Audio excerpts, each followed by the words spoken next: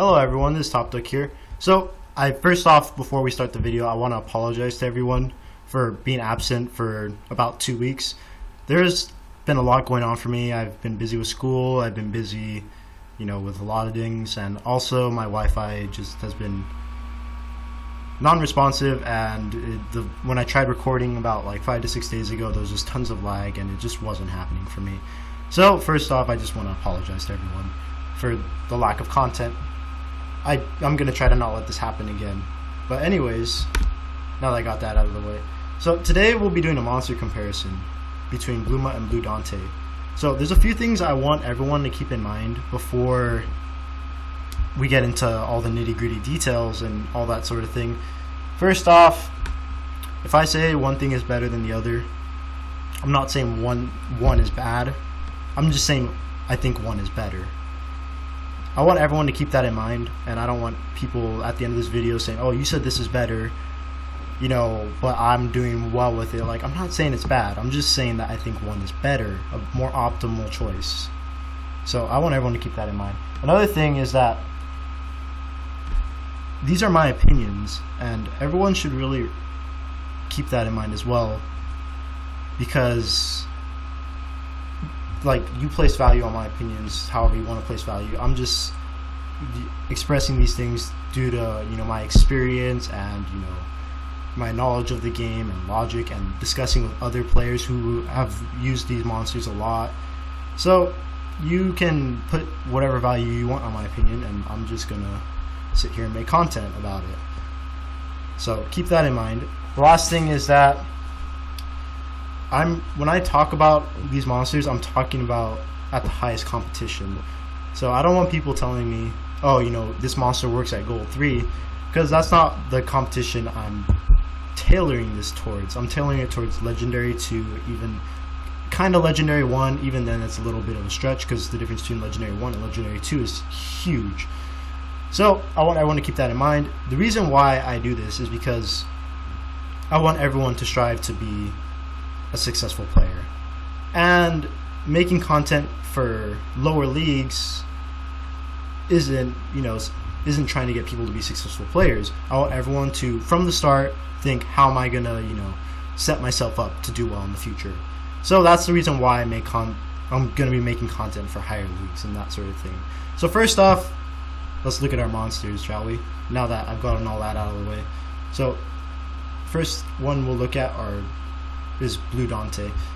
Yeah, a lot of you guys might know what all these monsters do, but anyways, I'm just gonna go over them. Quick refresher. 1 skill is a dot, 2 skill is an AoE, and the 3 skill is a 75% stun, 75% chance to stun. So that's BDante. So next we'll look at BMutt. So BMutt, his 1 skill is a 40% regen. His 2 skill it does a lot of damage. It's an 80% chance to stun, only in a line though, and his 3 skill is a dot. So it's an AoE dot at that. So there's the obvious differences between BDante and BMutt. One being is that BDante has the AoE stun, while BMutt has the line stun, and vice versa. BMutt has the AoE dot, and BDante has just his line dot. So that leads to many different niches for both these monsters. A lot of times people don't exactly realize that there's a significant difference between running one or the other.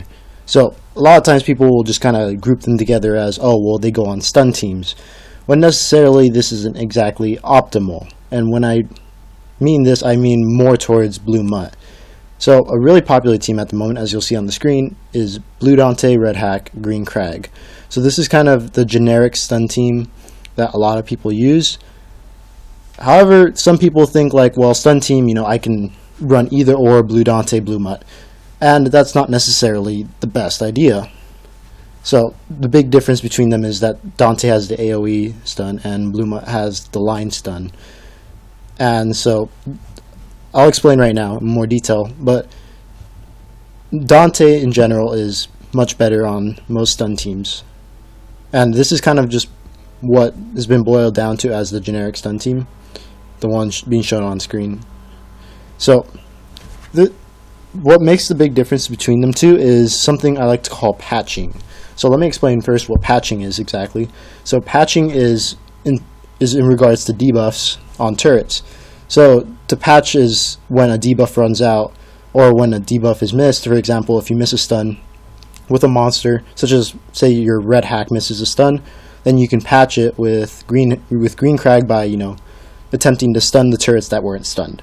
Or if whatever the blue turrets shake off a slow, then you can either patch the slow with another green crag slow, or a blue hydra slow, that kind of thing.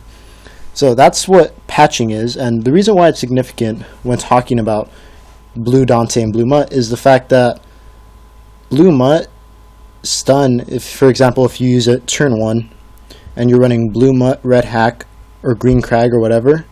So say you're running blue mutt, red hack, green crag. If you blue mutt stun, that blue mutt stun in reality doesn't really do much for you. Like, it gives you another chance to stun. Say you want to stun the HQ, it's like 2 chances to stun the HQ. However, it's like it can't patch what the red hack AoE stun would miss, and neither can blue Dante. But the reason why I bring this up is because blue Dante with blue Dante it's 2 chances to stun all turrets. While if you were using blue mutt, like that stun, like it can or cannot have significance.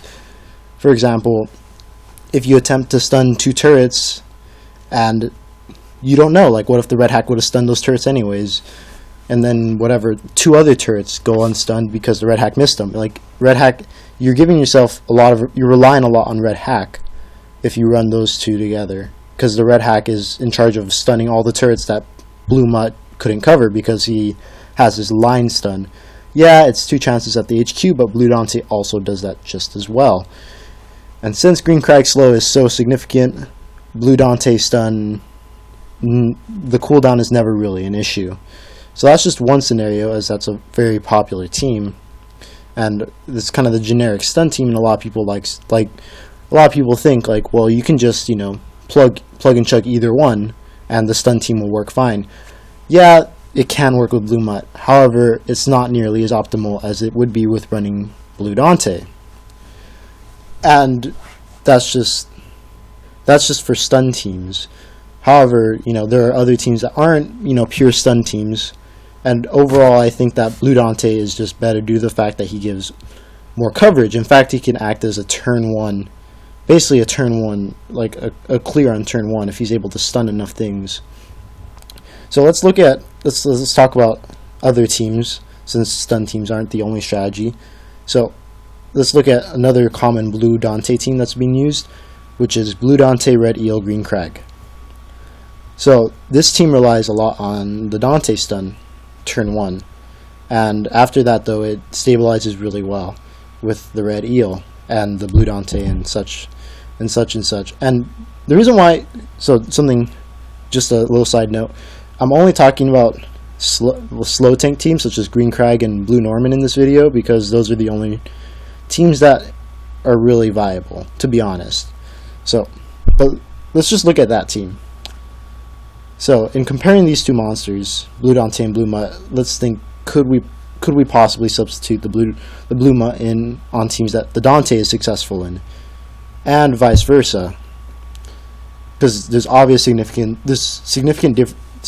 differences in their kits and their skills, and they serve different roles. So just trying to exemplify that, if you run blue Dante, red eel, green crag, you have the blue Dante stun turn 1, and whatever turrets he misses, then the red eel in turn patches them for him. He attack debuffs and then rewinds them, and the crag will slow. So just looking at, if we were to place blue mutt instead of the blue Dante, you have blue mutt, red eel, green crag. Just a note, this is not a good PvP team. I've seen a lot of people try and say it's a great team. It's not. It's really bad. Let me explain.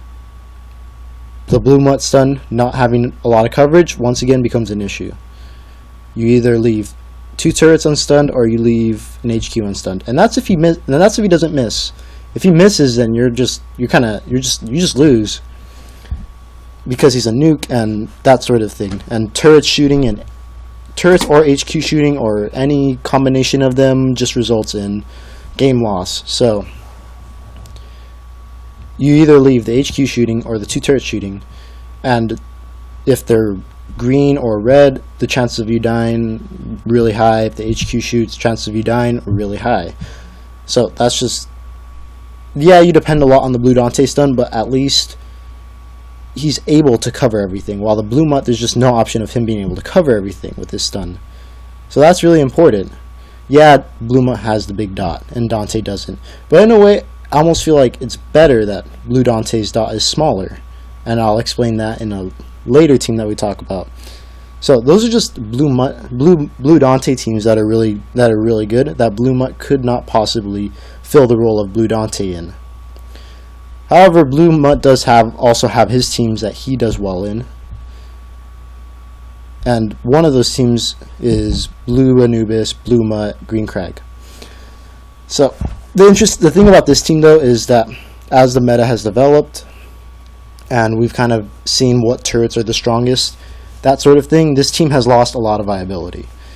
And the reason why, because at the start this team was really good, a lot of people liked it, I saw a lot of people using it. However, just as Insect has gone on, this team has proved to be not quite as good as it was before.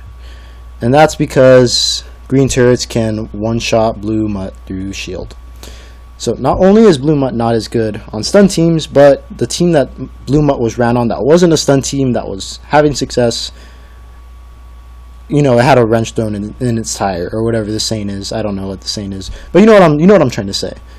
The fact that blue mutt can get one shot through Anubis shield by green turrets is just insane and makes the team really hard to use.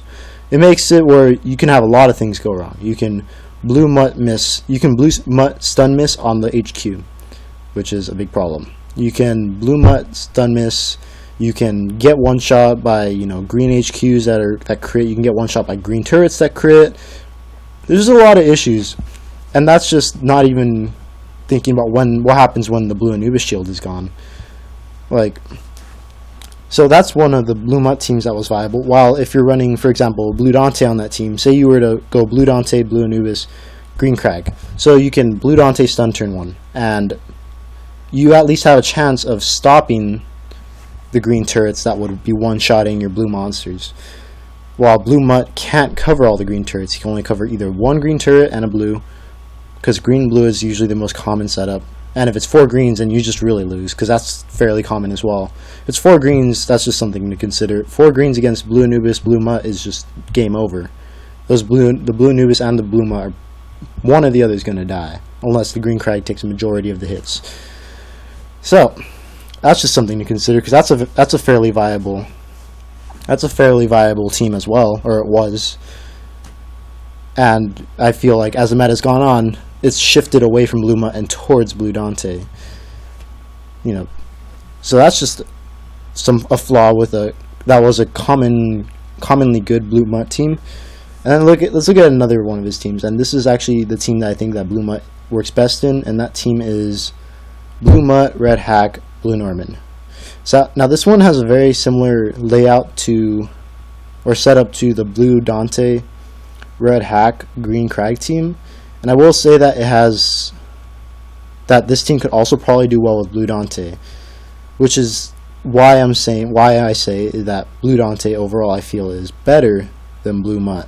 Yes, I said it.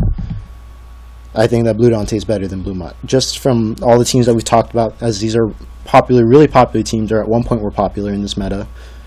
And just in general, I feel like blue Dante can do what blue mutt does, but better. And he's good on stun teams. He can do well for non-stun teams. Anyways, blue mutt, red hack, blue Norman. The only reason why blue mutt does well on this team, and I don't run this team, but one of my faction mates has been running it for a long time, and he's had success with it at the highest level. Shoutouts to Pack. Anyways, this team does well because the blue mutt can stun the HQ, and then red hack and blue Norman can do their little shenanigan, their little shield taunt shenanigan. Yes, it's shenanigans. That combo's kind of crazy, but anyways, so as long as you stun the HQ, the team's kind of dandy, because you have turn 1 security, which a lot of blue mutt teams don't have due to the fact that blue mutt doesn't have coverage, and in this case it actually doesn't really matter as much. However, you can argue that blue dante would be able to do the same, which is why that with slow tanks I feel that blue dante is better. However, something to consider is that if you're running a team that doesn't have a slow tank, I do think that blue mutt has more potential in, a unique team or a team that doesn't have green crag or blue Norman. And that's about the only case that I think blue mutt is actually better than blue dante. But overall, I think if you're looking to invest in one of these two monsters, just comparing them side by side, if you want to invest in one, I'd say blue dante is the clear-cut decision based on teams that people use, based on just thinking about the fact that blue dante can basically do what blue mutt does. It's a no-brainer in my opinion anyways. But that's about all. In comparing them to one another, I think blue dante is a fantastic monster. Blue mutt used to be good, and I feel like he will be better maybe next meta, but I think this meta he's just not quite as good. So I think if you want to invest in one, I'd say invest in blue dante. But anyways, once again, I would like to apologize for having that 2-week absence. I'll do my best to not let that happen again. If you liked the video, be sure to give it a thumbs up, subscribe to my channel if you haven't, share with friends. I'd be much appreciated. Any support means the world to me. But the video is coming to an end, and I'll see you all next video. Thank you for watching.